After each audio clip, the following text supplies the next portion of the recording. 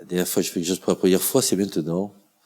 C'est-à-dire devant un écran, enfin devant une caméra, devant un œil qui me regarde de manière inquisitoriale, dire ce que je suis. Voilà, je suis un homme public et j'ai mon jardin secret.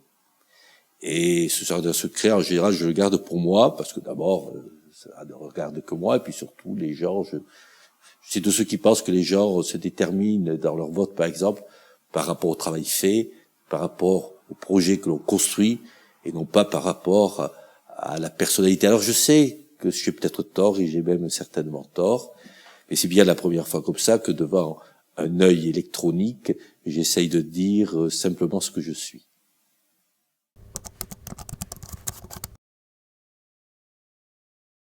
Mes rêves d'enfant, certainement pas de la politique, encore moins de la mairie de Biarritz, souvent des essais que je n'avais pas marqués. Il m'arrivait de me retrouver en position de 3/4 centre, de 3/4 aile et de filer à l'essai, ce qui n'était pas vraiment la vie de joueur de rugby que j'ai été. Donc c'était vraiment un rêve d'enfant.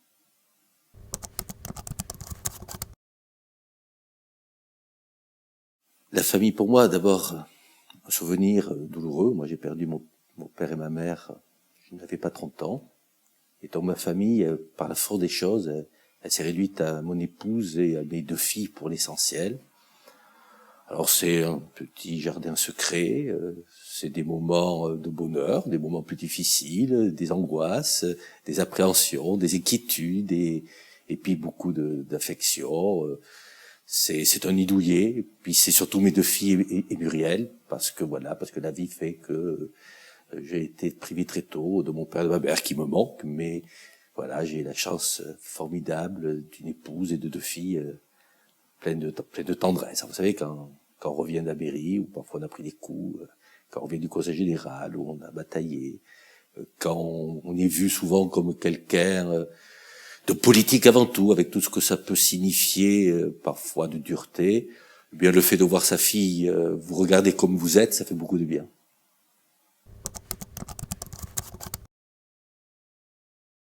Mes parents étaient issus d'un milieu modeste et ils avaient, comme beaucoup à leur époque, l'idée que par le travail on pouvait réussir. Moi, voilà, je me rappelle que mon père a pleuré lorsque j'ai téléphoné depuis la Sorbonne pour lui dire que j'ai été reçu à l'agrégation d'histoire. Et de ma maman, j'ai appris qu'il fallait travailler, que donc il fallait lire, qu'il fallait découvrir le monde, qu'il fallait jamais relâcher l'effort. C'était dur, hein. Les séquences de devoirs le soir n'étaient pas toujours très simples, mais je me dis qu'elle avait raison.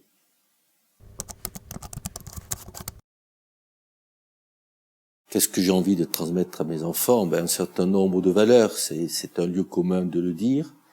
Mais quand je regarde mes filles, alors elles ont plein de défauts, comme moi, hein.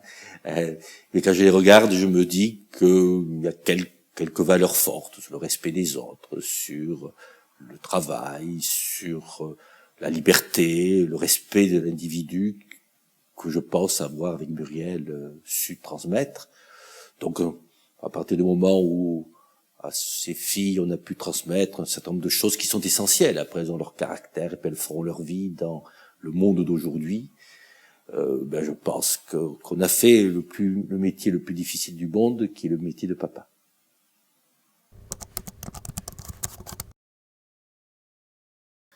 Aller me promener, pique-niquer près d'Itsassou, aux gorges de l'Axia.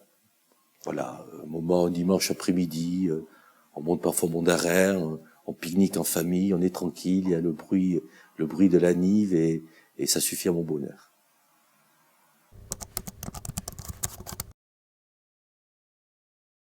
J'ai pas de pratique des jeux vidéo. Est-ce que j'aime les jeux vidéo? Je n'en sais rien parce que, vous savez, je suis d'une génération qui était plus celle des flippers que des jeux vidéo. Alors je vois mes filles jouer, j'ai pu pratiquer avec elles, mais je manque de patience, honnêtement, et puis peut-être de réactivité pour appuyer aussi vite. c'est pas mon truc, c'est pas ma génération. Voilà, j'ai passé des heures à la sortie du lycée dans des bars enfumés où on jouait au flipper. Autre temps, autre époque.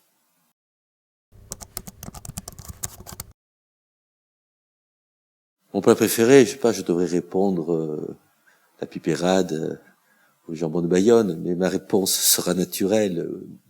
Personne ne connaît peut-être ce plat préféré ici, enfin, sauf ceux qui connaissent peu le Maroc, c'est la chouchouka. C'est une salade juive marocaine. Voilà, c'est parce que c'est le plat préféré de mon épouse.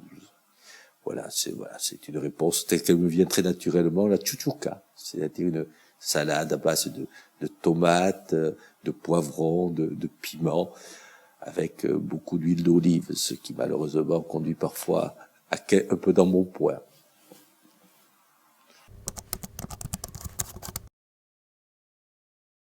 Ah, je cuisine très très très mal.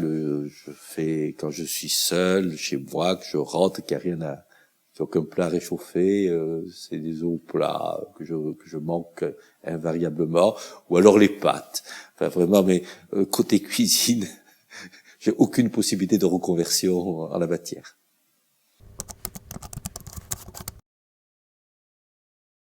L'amour avec un grand A, c'est une question difficile.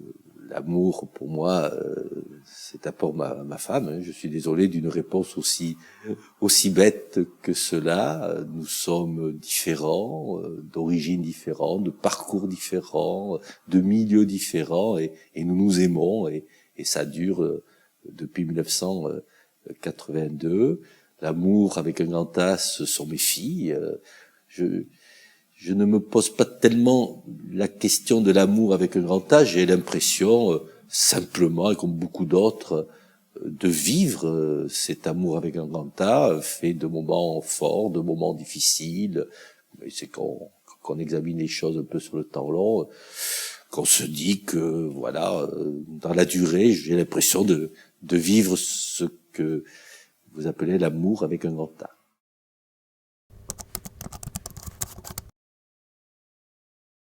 Suis-je religieux, déiste, agnostique ou spirituel? Une certitude d'abord, je ne supporte pas l'anticléricalisme. Je respecte beaucoup les gens qui ont la foi, et je respecte beaucoup ce que les églises ont apporté à l'organisation, à la structuration de l'humanité, avec des temps durs, des périodes sombres, comme l'Inquisition par exemple, pour l'Église catholique. Mais l'anticléricalisme viscéral, c'est pas mon truc. J'ai beaucoup de respect pour la foi et pour les églises. Après, je ne suis pas pratiquant. Je m'interroge parfois sur est-ce que je crois quelque chose de transcendant. Mais j'aime, par exemple, rentrer dans une église. D'abord parce que l'historien que je suis, il lit des livres d'histoire. Il vit une œuvre humaine. Et puis il y a des moments où j'ai besoin, comme d'autres, de sérénité, de repos, de réflexion. Et une église est un lieu aussi où on peut se retourner vers soi-même. Peut-être qu'en se retournant vers soi-même, on se retourne vers quelque chose d'autre. C'est une interrogation pour moi.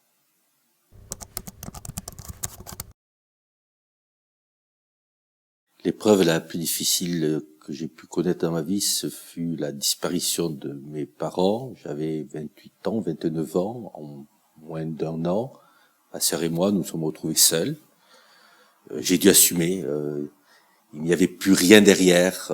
Quand vous vous retrouvez finalement au pied du mur, il faut faire face. Oui, à 28, 29 ans, c'est pas très naturel de perdre ses parents brutalement, violemment. Moi j'avais l'immense chance d'être déjà marié. Cécile était déjà née. Donc il fallait faire face, il fallait regarder devant. Pour Cathy, pour ma sœur, ce fut encore plus dur. Elle était seule. Bon, elle a fait face. Et aujourd'hui, elle connaît sa part de bonheur. Mais voilà, c'est incontestablement ce à quoi je pense encore de manière imperceptible, peut-être chaque jour.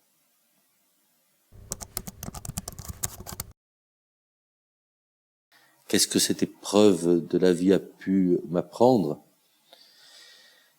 C'est qu'il fallait compter d'abord sur soi, que moi, mes parents m'avaient beaucoup apporté en valeur, mais je me suis retrouvé seul, très vite, tout seul, sans pouvoir prendre conseil, sans pouvoir me rattacher à ce qui avait pu être vécu par mes parents.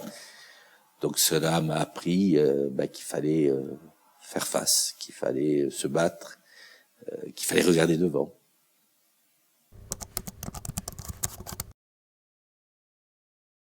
Ma plus grande joie, c'est certainement lorsque j'ai été reçu au concours d'agrégation. C'était 2 années de travail plein. C'était la famille qui derrière, mon père, ma mère, qui attendait beaucoup. Vous savez, mon père a quitté l'école à 14 ans et ma mère à 16 ans. Donc j'étais certainement le premier dans ma famille à avoir eu le baccalauréat, à faire des études supérieures.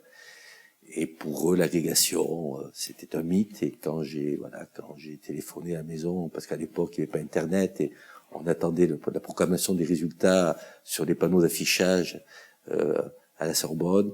Quand j'ai appelé, que j'ai dit que j'ai été reçu, c'est peut-être là que j'ai eu le moment de joie le plus intense de ma vie. C'est très privé, très personnel, mais c'est ce que je ressens comme cela lorsque on me pose la question de ma joie la plus intense.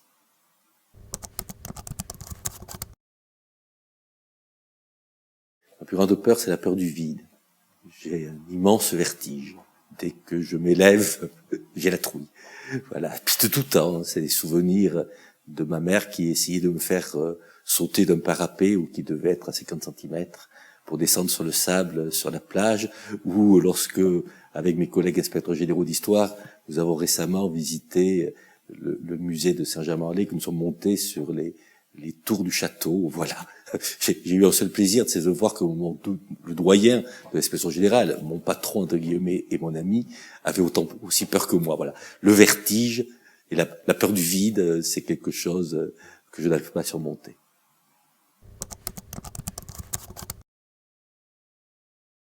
La colère, alors, c'est vrai qu'on m'accuse souvent d'être colérique. Ben, oui, je peux me mettre en colère parce que je suis passionné, parce que j'aime convaincre, parce que j'aimerais que mes interlocuteurs me comprennent, parce que je crois ce que je dis. Alors, quand je sens en face de la résistance que je ne comprends pas, je peux me mettre en colère. Alors, mes adversaires disent que je suis colérique. Oui, je le suis, mais après tout, c'est une forme de caractère. Après, j'oublie très vite. Je ne suis pas rancunier. Je regrette quand j'ai eu un mot blessant. Et puis je monte parce que je suis un homme de passion. Voilà.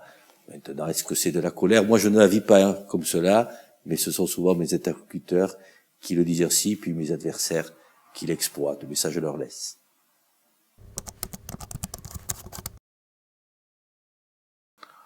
Mon plus grand rêve aujourd'hui, n'est absolument pas lié à mon destin politique, parce que le destin politique, je le mène par l'action et pas par le rêve. Mon plus grand rêve aujourd'hui, c'est que mes filles réussissent leur vie. Voilà, c'est bête, c'est banal, mais c'est comme ça. Après, ce qui m'appartient à moi, c'est de l'ordre du travail, de l'action, de la réflexion. Moi, je crois beaucoup que quand on travaille, il y a des résultats au bout. En revanche, mon rêve, voilà, c'est que mes filles soient heureuses dans une société où la part du rêve et la part du bonheur est difficile parfois à trouver.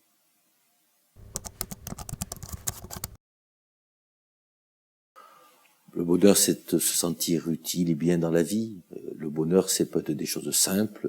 Moi, je me dis que je remplis ma vie et ça suffit à mon bonheur. Alors, je la remplis de choses qui ne sont pas grandioses, qui n'entreront pas dans les livres d'histoire.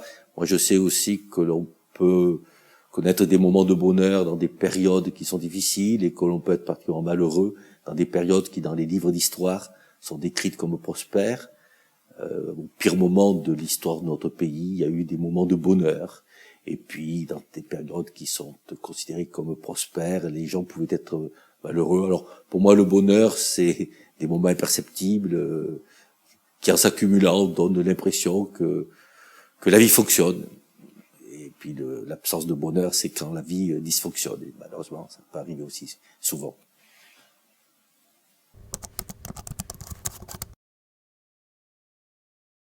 Mes renoncements, Comme cela en première lecture, en première approche, je n'en vois pas beaucoup, ou alors énormément.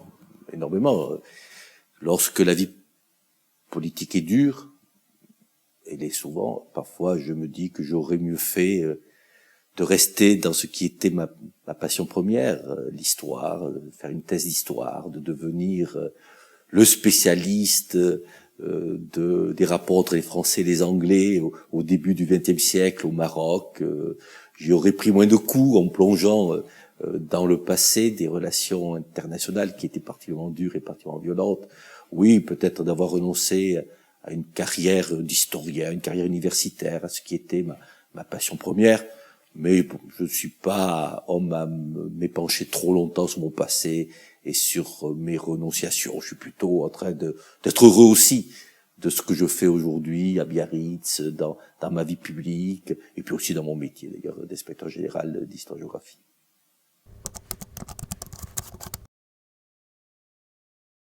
D'abord, mon métier, pour moi, profondément, c'est d'être professeur d'histoire. Est-ce que c'est être politique, un élu? Pour les Biarros, c'est certainement cela. Mais avant tout, je le dis simplement, mon métier, c'est d'être professeur. Alors, comme élu, qu'est-ce qui motive au départ?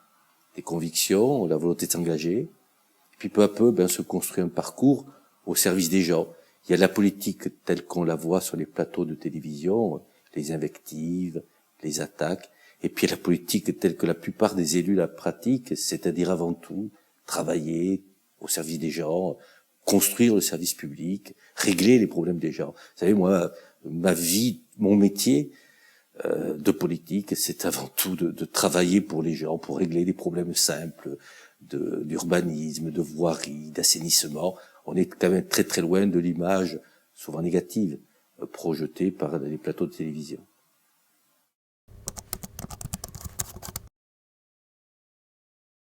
Est-ce que j'aime mon métier de politique? Oui. Ce que j'aime, c'est le contact avec les gens, c'est la rencontre avec les gens, c'est aussi l'idée que l'on construit des choses, c'est aussi l'idée que l'on élabore des politiques. Par exemple, j'ai pris beaucoup de plaisir à élaborer peu à peu une vraie politique linguistique au service de la langue basque. Tout était à faire, et j'ai l'impression, modestement, d'avoir apporté ma petite pierre à l'édifice.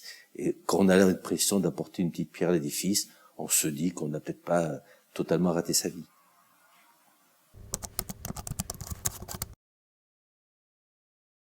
Est-ce que j'ai des ennemis, des adversaires? Moi, je n'ai pas l'impression, parce que moi, je ne sais pas ce que c'est. Je n'ai de haine pour personne. Le combat politique peut être rude. C'est un combat pour des idées. On s'affronte, on défend ce à quoi on croit. Mais ça ne veut pas dire pour autant que son adversaire soit méprisable, que son concurrent soit un ennemi. J'ai des concurrents, je n'ai pas d'ennemis, je n'ai même pas d'adversaire et certainement pas d'ennemis.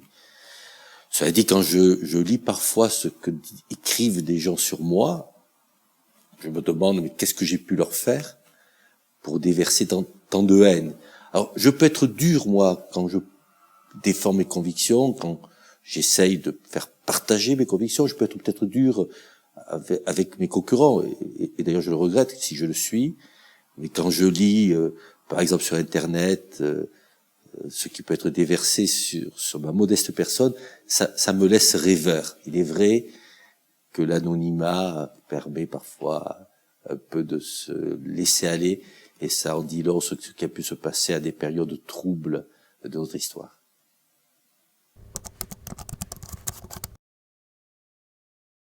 Est-ce que je pardonne facilement? Oui, parce que je n'ai aucune rancune. Enfin, j'oublie 1 heure après le mal qu'on a pu me faire.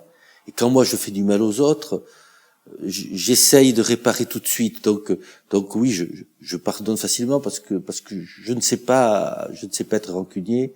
Peut-être en politique un défaut, mais alors celui-là, je l'ai à fond. Alors me poser la question de savoir ce que je ne pardonne pas, c'est difficile. Ce que je ne pardonne pas, c'est peut-être la méchanceté gratuite. Mais même ça, j'arrive pas à être méchant sur la durée. Vraiment, sur le fond, je n'ai aucune rancune. Je peux être dur, je peux être parfois méchant, je le regrette très vite. Mais je pardonne facilement parce que les haines recuites, c'est vraiment pas mon truc.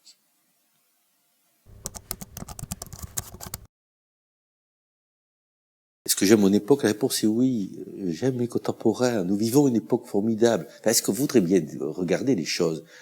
La révolution informatique, celle de l'Internet, la manière dont tout est dépassé, transformé, bousculé.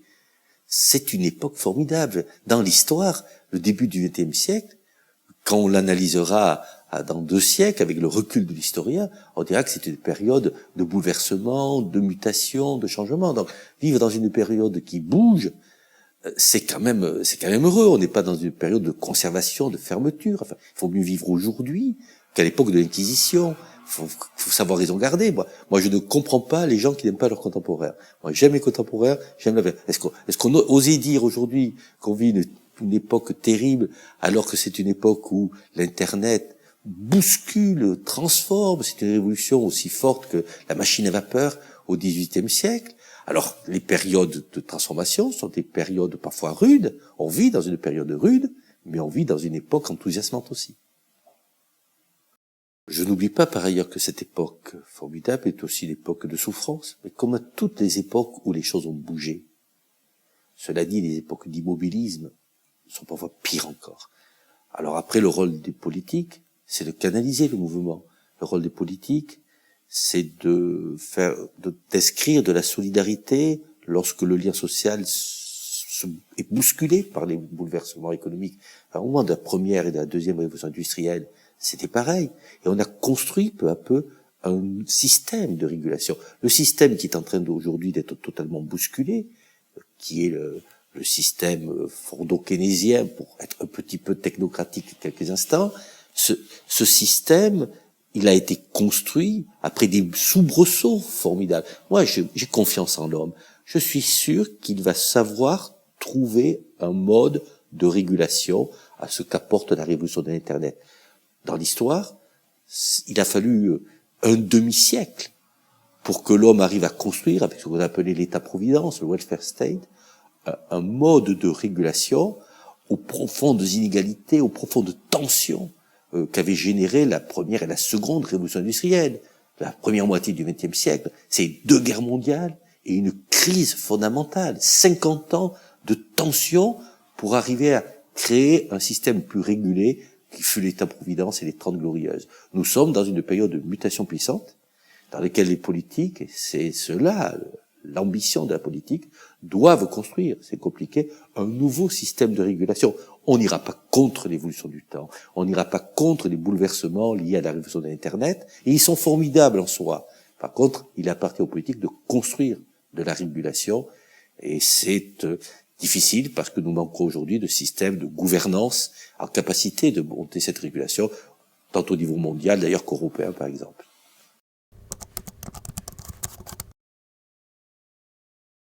Ma ville, c'est-à-dire Biarritz dans 10 ans, une vraie ville. Il y a un enjeu très fort pour Biarritz. Il faut que nous restions une vraie ville. Une ville, c'est des quartiers, des associations, une vie sociale, du lien social. Nous recevons beaucoup de personnes venues de l'extérieur. Ces personnes viennent à Biarritz parce qu'il y a une âme particulière. Il y a quelque chose de plus. On n'est pas qu'une destination touristique. Et il serait malheureux que nous perdions cette âme, ce supplément d'âme, en devenant un lieu de villégiature, de fin de vie comme un autre. Il y en a beaucoup dans le monde et beaucoup en Europe. Il faut qu'on conserve ce supplément d'âme. Conserver ce supplément d'âme qui repose sur une culture, une identité, c'est un enjeu majeur pour Biarritz particulièrement, pour le Pays Basque en général aussi.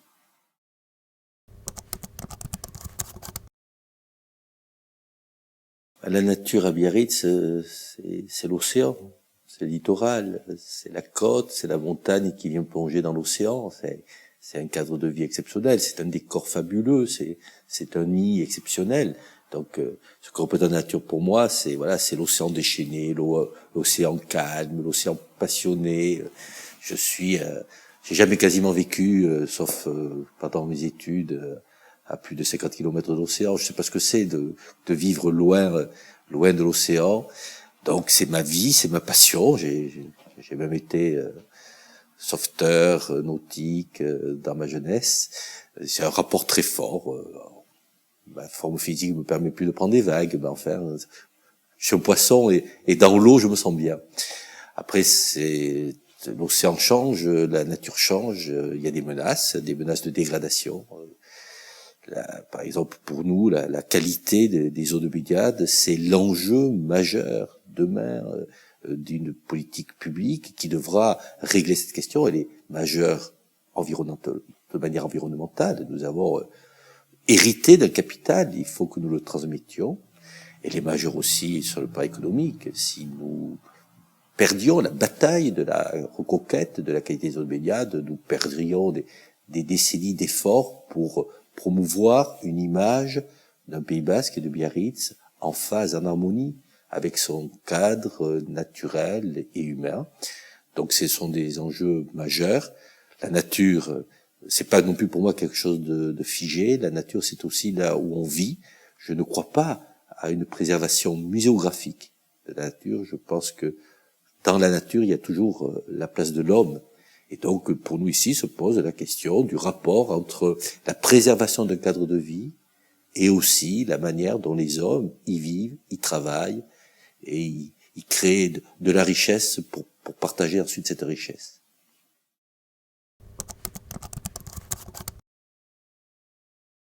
J'essaie d'être un homme du XXIe siècle qui fait attention. Je suis d'une génération, issu d'une génération qui ne faisait pas attention il y a 20 ou 30 ans. Il y avait, quand j'étais enfant, des décharges publiques partout. Il paraissait naturel de jeter une gazinière vieillie dans la forêt landaise. Ça, c'est des souvenirs d'enfants. Bon, donc maintenant, bien sûr, j'essaie de trier, j'essaie d'être exemplaire dans ma vie quotidienne. J'ai certainement beaucoup de progrès à faire encore. Puis comme élu, il faut construire des politiques publiques. Je pense qu'à Biarritz, il y a 2 politiques publiques majeures à développer, à structurer. Nous ne sommes pas bons sur la manière dont nous rejetons dans l'océan l'eau du réseau d'assainissement. Nous ne sommes pas bons dans notre politique de reconquête de la qualité des eaux de baignade. Il faudra faire un effort majeur. Il y a aussi toute la protection du littoral, de son écosystème. Il y a là donc, et puis nous avons aussi un juste rapport à développer entre la vie des hommes dans cette ville et puis la préservation de son cadre de vie. Il faut qu'on puisse se loger, qu'on puisse se déplacer, qu'on puisse vivre et travailler à Biarritz. Si on a un cadre de vie à protéger, c'est toujours dans l'équilibre que se trouvent les justes choses. Moi, je suis un homme d'équilibre et de tempérance. Oui, il faut préserver la nature, mais il faut penser aux hommes qui y vivent. Oui, il faut préserver le littoral, mais il faut aussi y accepter l'activité économique. Et c'est dans cette tempérance, cette modération, ce juste équilibre, pour moi, que se trouve la réalité de ce qui fait la vie des hommes.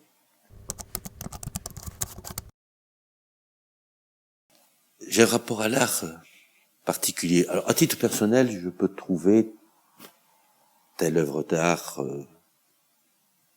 belle, qui me touche. Pour moi, il y a un rapport entre la beauté et la sensibilité. Mais je ne sais pas l'expliquer. Je suis dans l'incapacité de construire un discours sur ce qui me touche. Mais j'ai un rapport particulier avec l'art parce que c'est un rapport d'historien. J'ai toujours besoin de contextualiser.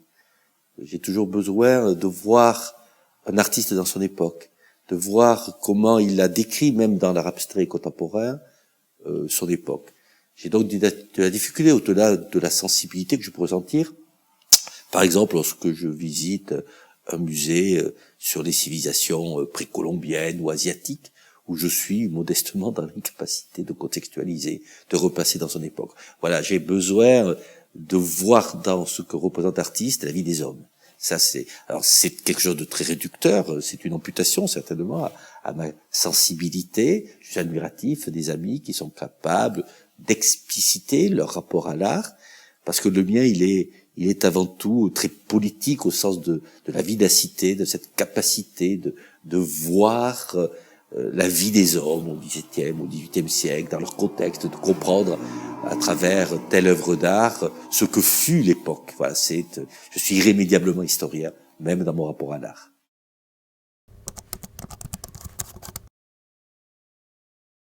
Quel est l'artiste que je préfère ? Je vais faire une réponse qui est absolument non objective, qui est totalement personnelle. L'artiste que je préfère s'appelle Solika. C'est son nom d'artiste. Elle est installée à Biarritz. Elle avait 7 ans. Et son nom dans la vie civile, c'est Cécile Brisson et c'est ma fille. Donc ça manque totalement d'objectivité. Mais c'est la réponse spontanée d'un papa qui a la chance d'avoir une fille artiste et qui l'encourage, voilà, parce qu'elle a, je crois, un vrai don. Et puis, un certain nombre de professionnels me l'ont confirmé, parce que le papa n'est pas objectif. Après, vous savez, une vie d'artiste, c'est compliqué, mais voilà, je souhaite beaucoup de bonheur à Solika.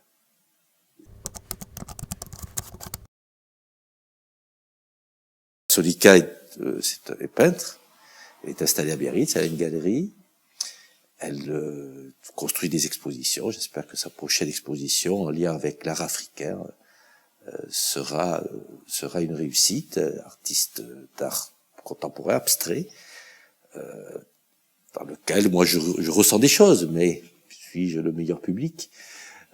Voilà, donc ma réponse sera très très personnelle, mais l'artiste que j'aime, c'est Solika.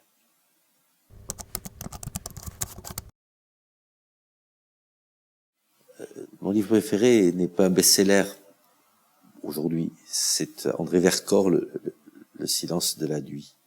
C'est comment quelques hommes, dans la nuit du nazisme en France, sont arrivés à publier des livres de littérature, pas des tracts, pas des pamphlets. Comment les éditions de Minuit ont pu faire qu'en France, occupée par les Allemands, sous le régime de Vichy, on a pu publier des ouvrages de littérature. Et André Vercors, qui avait créé cette maison d'édition clandestine, a ensuite raconté cet épisode extraordinaire dans un très bel ouvrage. La liberté est là, dans la nuit, avec cette volonté de produire ce qui est le plus beau chez l'homme, c'est le livre, c'est l'écriture, c'est quand, voilà, donc des ouvrages de littérature, des romans, publiés dans la nuit, dans la clandestinité, en 1943, 42, 43. Et voilà, les éditions de Minuit, c'est une aventure extraordinaire qu'André Vercors raconte avec beaucoup de talent.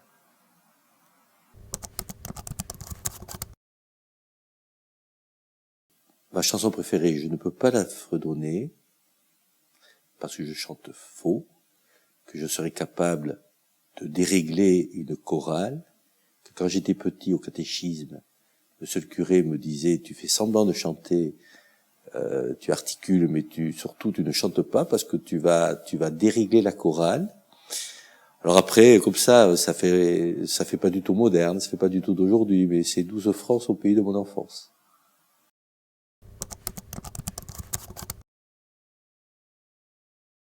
Astérix, le Gaulois, le héros de fiction, Astérix le Gaulois, s'il faut répondre à tout prix à cette question, parce que moi je suis dans la vie réelle, je crois pas à la fiction. Mais enfin, s'il y a un Gaulois sympathique qui est dans la résistance et la rébellion, c'est bien Astérix, qui est un héros gaulliste par définition. Moi c'est pas un héros de fiction, mais j'ai un rapport particulier au général de Gaulle. Qu'est-ce que j'aime dans de Gaulle? Il y avait Astérix, avait beaucoup de respect pour Jean de Gaulle. C'est le militaire issu d'un milieu très conservateur, catholique, qui participe au meeting de Malraux en 1936 pendant la guerre d'Espagne. C'est l'homme du discours de Brazzaville qui annonce la décolonisation avec 20 ans d'avance. C'est l'homme de la participation qui annonce des nouveaux rapports sociaux avec 20 ans d'avance. Donc c'est de la science-fiction. Donc en quelque part, De Gaulle aussi était un rebelle et Astérix incarne cette résistance française. Voilà, une réponse un peu loin des chantiers battus par rapport aux héros de science-fiction, parce que c'est pas tellement un domaine sur lequel j'ai d'appétence particulière.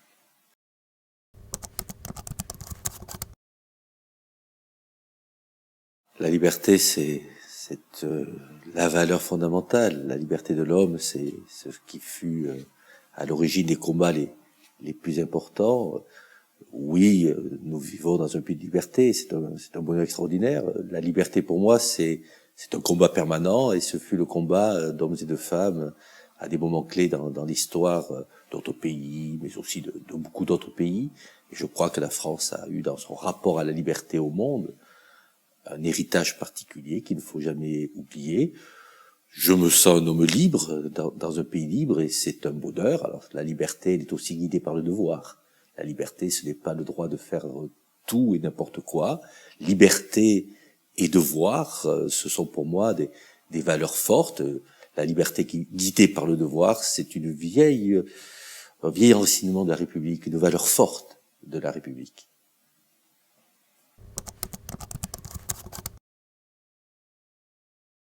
Je ne suis pas bascophone, je ne suis pas né dans une famille bascophone, mais je suis un enfant d'ici et j'aime mon pays par-dessus tout. Mon combat, mon engagement, mon combat pour la langue et la culture basque est d'abord un combat pour la diversité. Je suis aussi un militant de la francophonie. Rien ne serait plus terrible qu'une humanité ne disposant qu'une langue anglaise réduite à l'utilitaire, parce que la langue de Shakespeare est aussi extraordinaire. Et donc, parce que j'ai ce combat pour la diversité, je crois qu'ici, ce combat, il faut le mener, parce que c'est le combat pour la langue basque. Ici, c'est le combat pour la diversité. Je crois aussi, quand je vois le français reculer dans le monde, et parce que le français est ma langue maternelle, c'est la langue où je me suis éveillé à toutes les sensibilités, mais je souffre.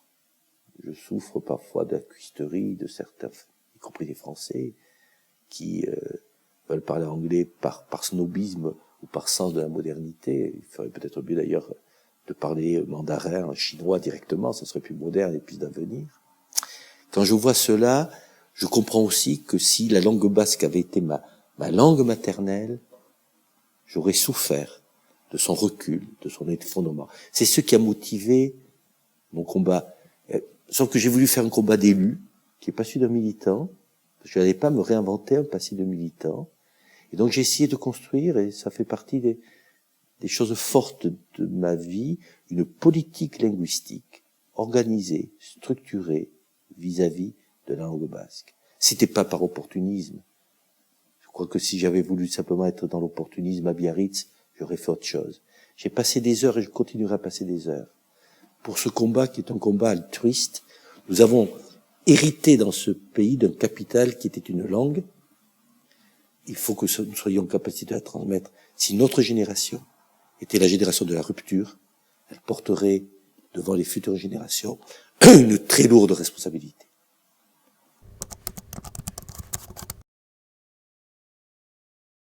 Mon combat et mon engagement pour la langue et la culture basque n'ont pas fait de moi un Abertzale, c'est sûr. Mais j'ai du respect pour les Abertzale en général et pour l'engagement et leur militantisme. Et je crois d'ailleurs que si la puissance publique a pris la suite pour assurer la défense de la langue basque, on le doit beaucoup au combat des militants. Jean Richelard, mort il y a quelques semaines, j'avais pour Jean Richelard beaucoup d'estime, beaucoup de reconnaissance. J'ai toujours dit, moi, aux hommes politiques et aux fonctionnaires, que nous ne devions pas écarter le mouvement militant, alors que nous avions tellement été défaillants dans le passé, qu'il fallait au contraire conjuguer puissance publique, structuration du politique linguistique public et travail avec le monde militant. Moi, je suis heureux, par exemple, d'avoir d'excellents rapports avec les principaux dirigeants de CHK. Ils ne sont pas de mon bord, pour la plupart d'entre eux, voire la quasi-totalité d'entre eux. Mais j'ai de l'estime, de la reconnaissance. Je crois que, par exemple, le président de CHK ou le président d'AEK savent aussi reconnaître le travail et la sincérité que j'ai pu mettre dans ce combat. Je crois aussi que pour la langue basque, c'est un combat de tous, des Abertzale et des autres, et qu'il faut savoir parfois se retrouver sur ces combats, comme quand on se retrouve sur des combats pour la liberté, pour la dignité humaine. J'étais dans la rue avec des Abertzale parce que l'arbitraire contre Aurore Martin, je ne pouvais pas le supporter. Cette jeune fille pouvait pas être extradée en Espagne pour un délit d'opinion, parce que chez nous, le délit d'opinion, ça n'existe pas. Ça, c'est des valeurs que nous avons en commun. Comme j'ai pris beaucoup de bonheur à travailler avec des Abertzale et d'autres, à élaborer un projet innovant, moderne, de collectivité territoriale à statut particulier, qui a été d'ailleurs rejeté avec mépris par le gouvernement actuel. Et là, on a travaillé ensemble. Moi, j'animais avec Pascal Endo, le président de CHK, l'atelier langue et culture. On a vécu des moments forts, parce qu'il y a des moments où moi, je laisse ce que je suis au vestiaire pour apporter à ce pays que j'aime autant que d'autres, autant que les Abertzalais. Mais je sais que les Abertzalais aussi aiment ce pays. Vous savez, moi, je suis gaulliste, je sais qu'être gaulliste, c'est être aussi dans la résistance, et puis heureusement qu'il y a eu des résistants qui ont été les fondateurs de CHK, les fondateurs d'AEK, les fondateurs de ces organismes qui fait que ce trésor précieux qu'est la langue basque et le shkara a été préservé, on leur doit, et donc on leur doit reconnaissance. Cela étant dit, je suis ce que je suis, et il faut me prendre aussi comme je suis.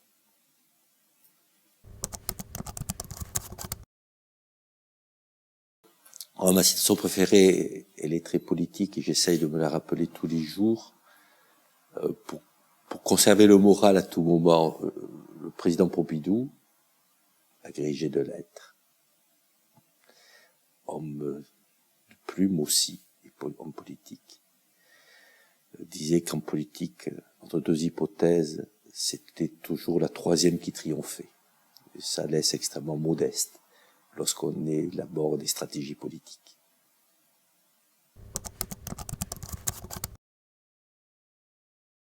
Quelle question j'aimerais poser aux gens que je croise? Je croise des gens dans les rues de Biarritz tous les jours aujourd'hui. Je fais du porte-à-porte en permanence. Je vais à la rencontre des Biarros. Et donc, je leur pose des questions. Donc, quelle question j'aimerais leur poser? C'est quelle ville ils ont envie de construire? Parce que nous sommes dans une période où on va ouvrir un nouveau cycle pour cette ville. Il y a de vrais enjeux devant nous. Est-ce que notre ville va rester une communauté de vie, une communauté de ville? Comment on va conserver l'authenticité qui est la nôtre, alors qu'arrivent, parce que nous sommes attractifs, beaucoup de gens qui viennent de l'extérieur? Comment on va assurer ce lien? Comment on va tenir les deux bouts? L'authenticité et la modernité. Voilà la question que j'aimerais poser aux gens, ou plutôt, c'est la question que je pose aux gens quand je vais les voir, que je leur dis qu'est-ce que vous attendez? Comment vous voyez Biarritz? Comment vous voyez cette communauté de ville, ce lien social, mais aussi comment on va assurer le développement de cette cité au Pays Basque qui est attractive et qui doit le rester. Voilà, c'est pour moi, c'est pas une interrogation, c'est la vie de tous les jours, puisque je vais voir les Biarros tous les jours.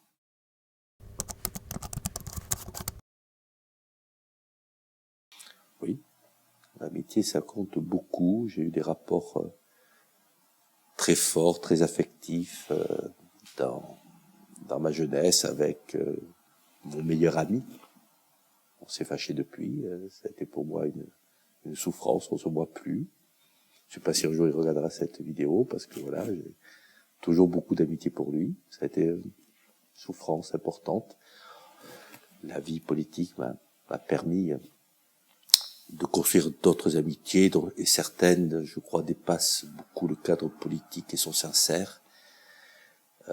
Voilà, je les partage en dehors de la politique, mais oui, le rapport à un ami a été pour moi dans mon adolescence, dans ma jeunesse, particulièrement important.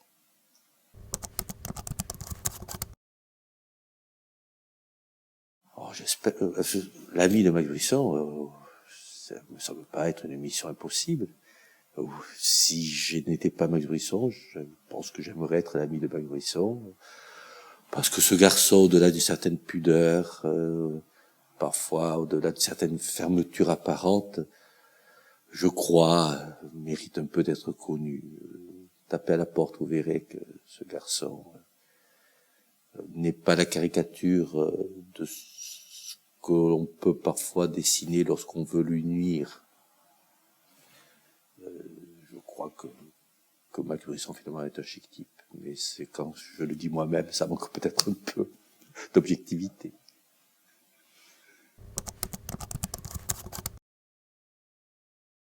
Alors, j'ai un rapport à l'argent très simple. Hein. Pour moi, j'ai une famille qui n'avait pas de fortune personnelle, je n'ai pas de fortune personnelle, j'ai la chance de gagner bien ma vie et de pouvoir vivre correctement dans une époque où c'est difficile. Donc je suis pas malheureux, je suis pas partie des gens qui sont à plaindre très certainement, mais j'ai un rapport l'argent je le dépense. D'abord je suis cigale au sens où je vis, je consomme ce que je gagne avec ma famille, avec mes filles, avec Muriel. Voilà, j'ai un rapport à l'argent très simple et très contacté. C'est une nécessité pour vivre. Je pense qu'on transmet des valeurs. Je pense qu'on transmet un capital humain, un capital naturel. Je ne pense pas obligatoirement à la nécessité de transmettre un capital monétaire. J'en avais pas reçu, je n'en veux pas à mes parents. Bien au contraire, ils m'ont transmis tellement d'autres choses. Et je transmettrai à mes filles avant tout des valeurs.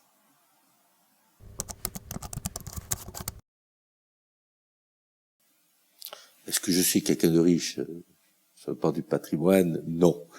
S'il faut que je dise mon patrimoine, il n'y a aucun problème.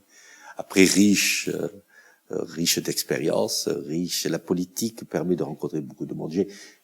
Je me dis que j'ai eu déjà beaucoup de chance de vivre plein de moments forts, plein d'expériences, plein de rencontres que mon seul métier de professeur que j'adore ne m'aurait peut-être pas permis de faire, même si les rencontres avec les élèves ont toujours été pour moi très enrichissantes. Oui, je suis riche d'une vie faite de rencontres, et ça, c'est le bonheur de la politique, ce que les gens ne comprennent peut-être pas toujours.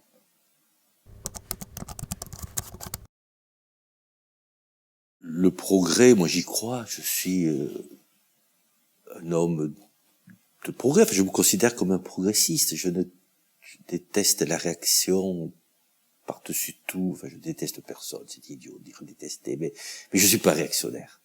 Ah, parfois on voudrait, parce que je suis, pour faire simple, un homme de droite, vouloir que je sois réactionnaire. Je suis progressiste. Et je connais beaucoup d'hommes de gauche qui ne le sont pas. Donc moi je crois à l'avenir, je crois que notre époque mérite d'être vécue, je crois à mes contemporains, je ne pense pas aujourd'hui que les bouleversements soient une mauvaise chose. Je regarde devant, alors bien sûr, il faut corriger les inégalités, corriger les difficultés, mais ouais, pour moi, le progrès est un moteur. Voilà, alors je sais qu'aujourd'hui, il y a des tenants d'une sorte d'immobilisme, de croissance zéro, il y a des tenants de la nostalgie. Mais enfin, l'âge d'or, ça n'a jamais existé. L'âge d'or, c'est quand on avait 20 ans, et l'âge d'or, on l'embellit toujours. Vous savez, la vie dans les années 60 ou 70, elle était dure. Moi, on ne pourrait pas la vivre obligatoirement. Moi, je n'ai aucune nostalgie du passé, parce que comme historien, je connais ce passé, et je sais qu'il était aussi dur qu'aujourd'hui. Donc, je ne crois pas que, voilà, le progrès, c'est la marche de l'histoire, et il faut l'accompagner, cette marche de l'histoire.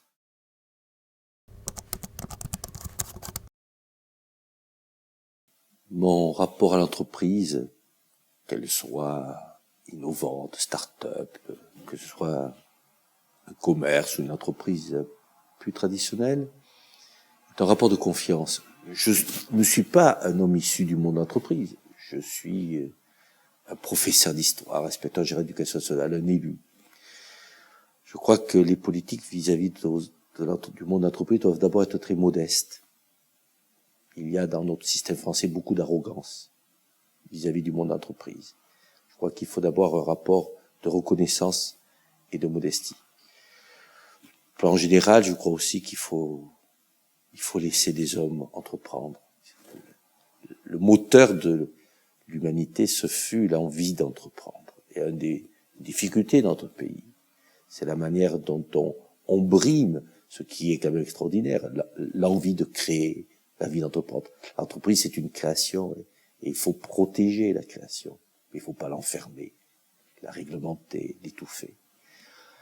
À Biarritz, il manque peut-être dans le lien entre ceux qui entreprennent et la mairie des lieux de rencontre. Il faudra certainement créer un certain nombre d'organismes simples, de lieux où on va échanger. quand on monte un projet municipal, très souvent on le fait sans les gens, et en particulier sans les commerçants, sans les chefs d'entreprise, sans celles et ceux qui font la vie de la cité. Voilà, donc humilité, reconnaissance, mais aussi dialogue, c'est peut-être un peu ce qui manque à Biarritz.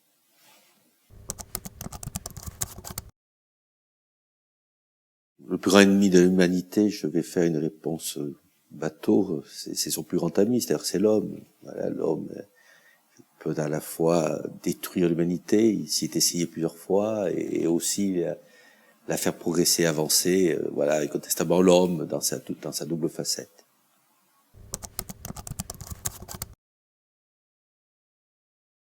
J'ai un rapport aux sciences expérimentales extrêmement compliqué. Les cours de physique étaient pour moi, ou de chimie, un calvaire, parce qu'avec les éprouvettes dans les mains, j'étais très maladroit, et avec une équation un peu dure à résoudre, j'étais particulièrement en difficulté.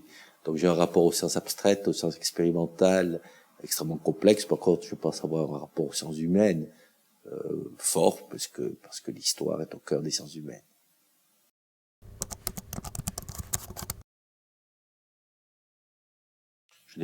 Est-ce que j'ai peur de la mort? Oui, comme tous les hommes. Non, elle ne m'obsède pas au quotidien non plus. J'ai un rapport pour l'instant distancié, qui est celui d'un homme qui a 56 ans, qui ne la vit pas au quotidien, qui l'a vécu dans sa jeunesse avec la mort de ses parents, qui a un rapport assez distancié, assez serein maintenant. Quand l'épreuve s'approchera, quelle sera mon attitude, nous verrons bien.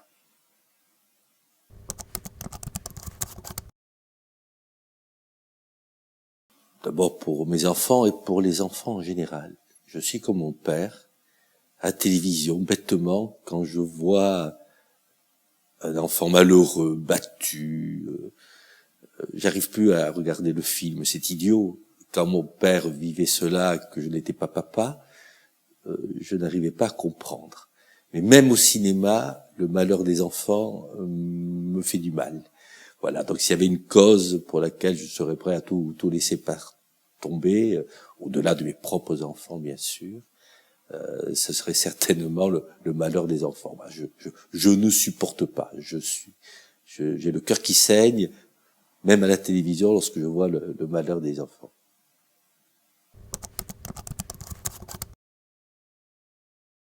J'ai pas peur de la vie. Au contraire, la vie est belle, la vie est formidable, la vie est difficile, mais la vie, il faut la vivre. Enfin, non, je n'ai vraiment pas peur de la vie. Je veux dire, la seule chose dont j'ai peur, c'est le vertige, c'est le vide. Je l'ai déjà dit. Mais sinon, la vie mérite d'être vécue. Non, à pleines dents, sans problème.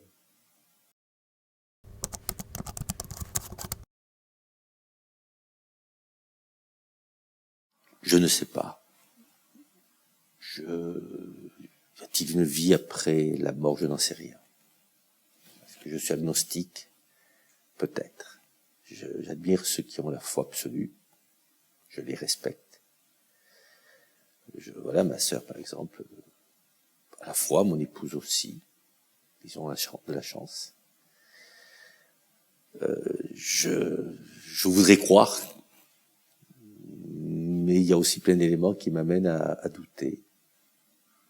Voilà, on appelle ça l'agnosticisme, mais il y a des fois, je ne le suis pas parce que je pense qu'il y a peut-être quelque chose. Puis il y a des fois où je me dis qu'il doit y avoir la nuit absolue. Voilà cette réponse simple à ce qu'il pourrait y avoir après la mort.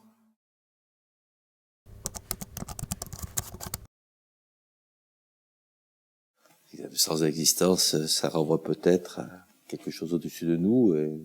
J'ai dit tout à l'heure à la fois mon doute et puis mon admiration pour ceux qui croient à la transcendance.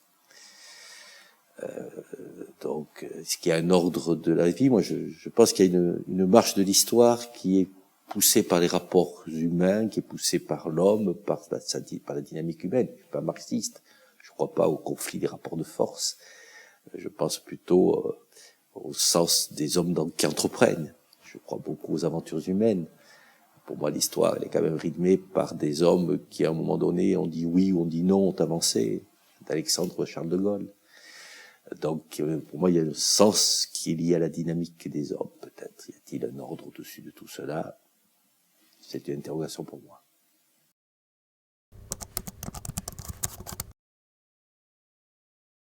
J'ai une passion qui, à Biarritz, au Pays Basque, est évidente. Je crois qu'on est avec. Moi, je suis allé assister avec mon grand-père à des matchs de rugby. Je devais avoir 5 ans. Donc, dans mes gènes, il y a le rugby parce qu'il était dans les gènes de mon père, de mon grand-père. Je suis pas un grand sportif. Ma carrière de rugbyman s'était interrompue très vite. J'ai joué contre Serge Blanco avec les couleurs du Bougostad, mais il a fait une carrière rugbystique autrement plus spectaculaire que la mienne. Aujourd'hui, le sport pour moi c'est la télévision ou Aguilera, mais je pense goûter le rugby. C'est un sport particulièrement ésotérique pour ceux qui sont pas nés dedans. C'est un sport, exceptionnel lorsqu'on en connaît les finalités. Je pense qu'à ma manière et à ma façon, je goûte un peu des choses au rugby parce que j'ai pas de mérite, parce que je suis né dedans quand j'étais tout petit.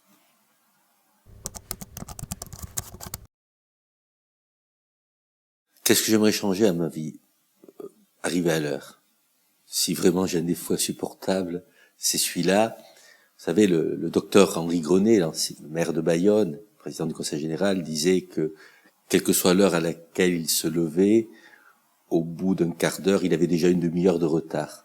Et j'ai l'impression que ça s'applique parfaitement à moi. C'est très agaçant. Je comprends que ça irrite beaucoup celles et ceux qui travaillent avec moi. Mais je n'arrive pas à être à l'heure. Alors il va falloir quand même que je prenne de bonnes résolutions.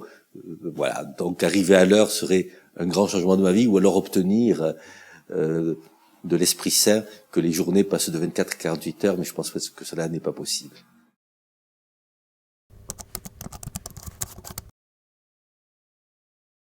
Je ne peux pas dater mon dernier fou rire parce que je l'oublie très vite. En revanche, je ris facilement. J'ai des fous rires dès qu'on me raconte des blagues que j'oublie immédiatement. Je suis incapable de raconter la moindre histoire. On peut me la raconter 30 fois.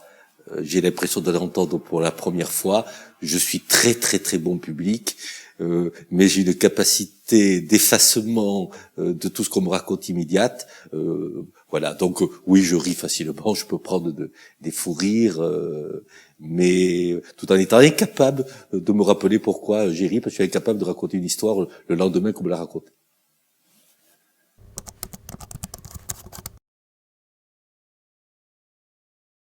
J'ai beaucoup hésité à parler devant cet œil électronique qui est froid, et à parler de moi-même, de ce que je ne suis pas, que j'aurais aimé être, un historien reconnu, un homme de lettres, et de ce que je suis avec passion,